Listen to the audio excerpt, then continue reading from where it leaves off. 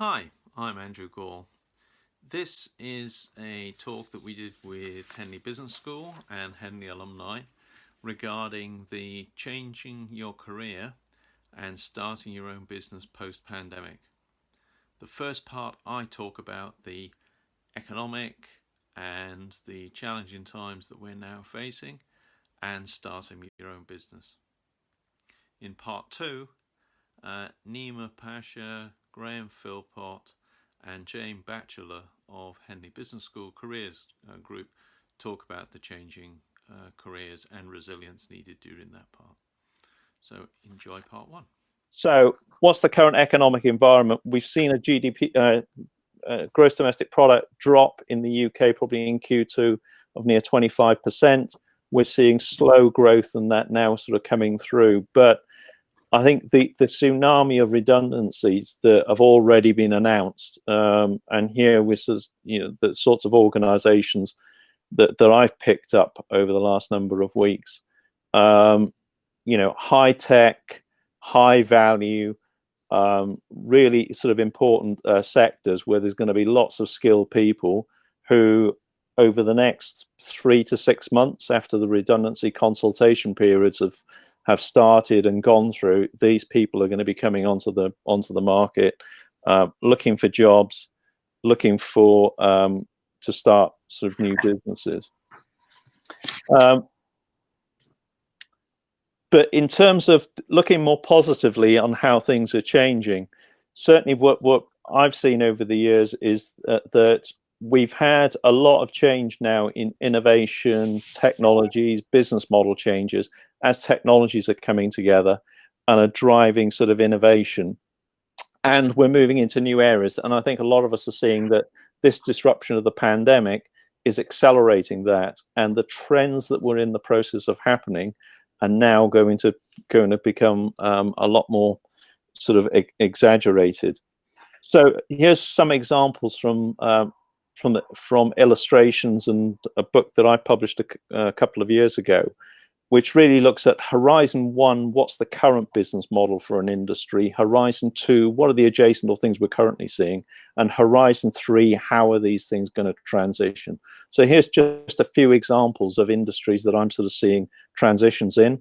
I'll be interested in the chat or in the discussions to see what others you're thinking about. So in terms of energy, transport, we're seeing the transformation from oil to electric vehicles, distributed energy sort of systems. In the health sector, we're moving from looking after sick people in hospitals to new pharmaceutical solutions, digital solutions, and that which are available. And Horizon 3, the importance of data. And one of the businesses that I've invested in through Henley Business Angels, Chimera, is involved in that sort of area of data, health.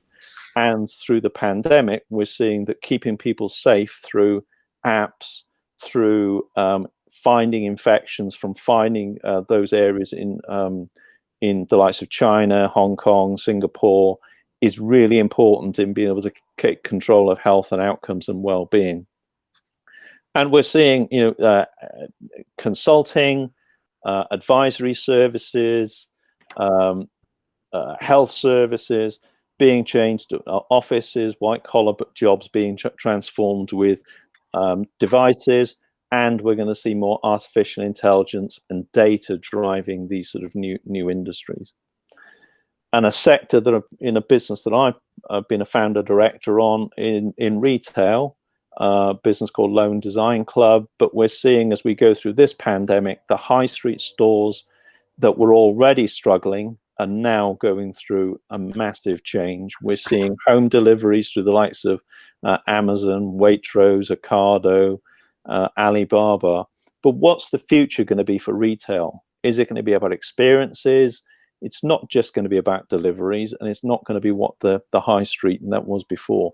So we're seeing these changes happening in lots of different industries, which are going to change careers and be opportunities for business startups. So entrepreneurs from these corporates, here's some examples that of individuals that I've met, that I've supported in spin-outs from corporate, and ones that I've spoken to over the last sort of few weeks. So first example is a utility corporate, a small team of 3 people. The corporate decided they weren't going to continue with their electric vehicle sort of solution. Those individuals spun out and are now doing a fleet electric vehicle installation business. A professor, research professor from Unilever, I worked with a number of years ago, and we spun that venture out from that corporate, raised £250,000 in venture capital, and created a collaboration with a device business to spin out some intellectual property from that corporate.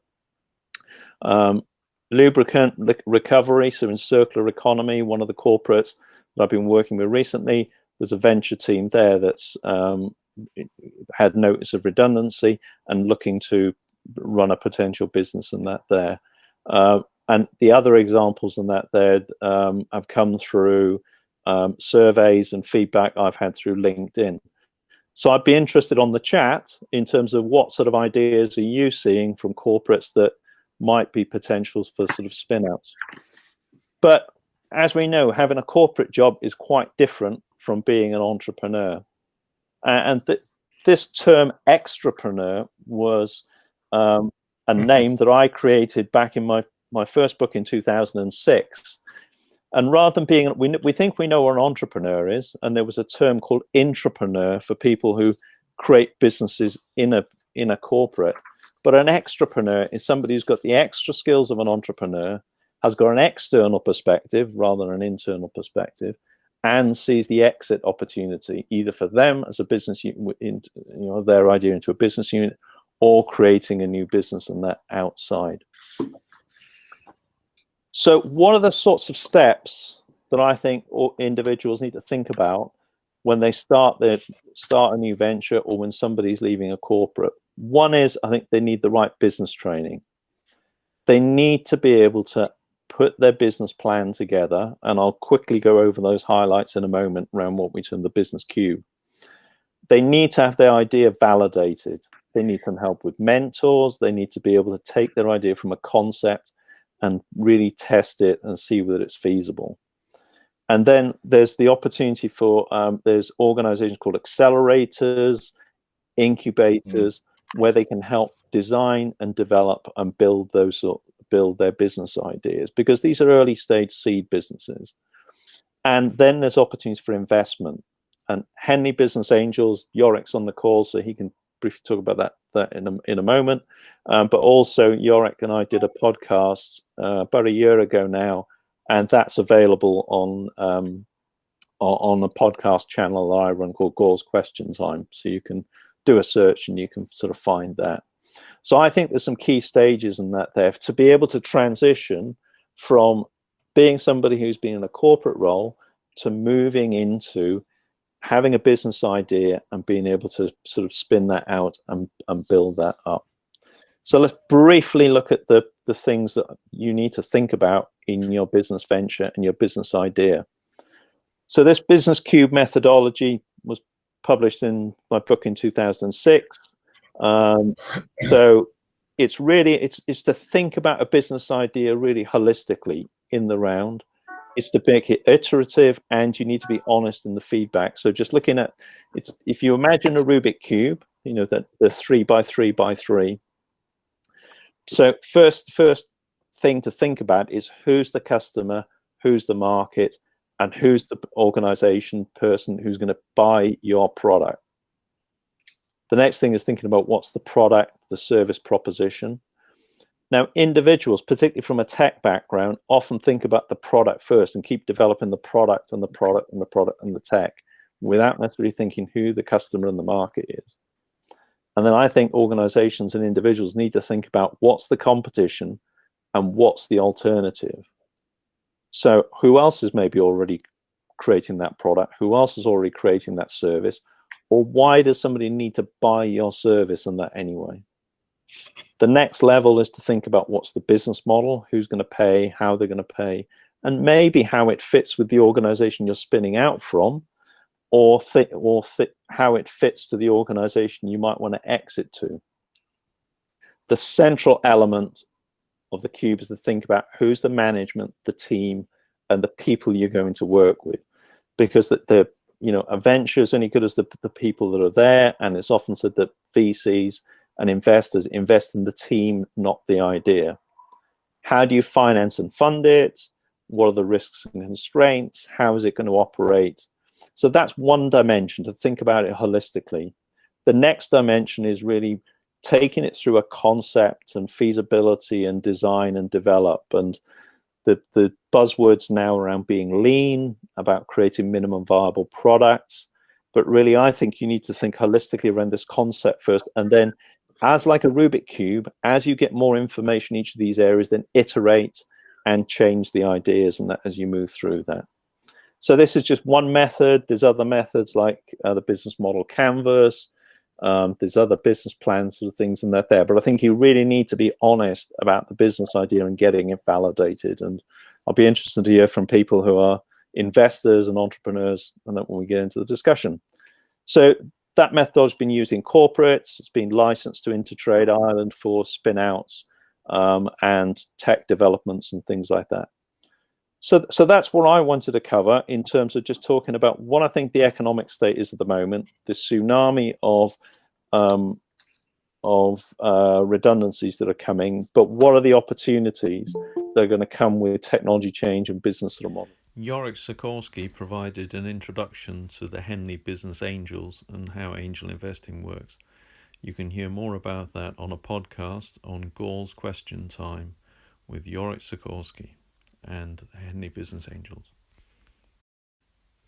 See part 2 for the discussion on the career change during the pandemic, and the group continued doing networking and socializing. So thank you very much to all the contributors this evening, to Naeema, to Graham, to Jane, to Yorick, and most importantly, everybody else on the call for the interaction, and Kirsty and Neil and that for helping with the jockeying along and the questions and stuff like that. So thank you all very much for your time and that this evening. So we'll see you in a month's time, if not before. So yeah, that was really good. Well done, everybody. Thank you. Thank you, guys. Take care. Bye-bye. Bye all. Bye.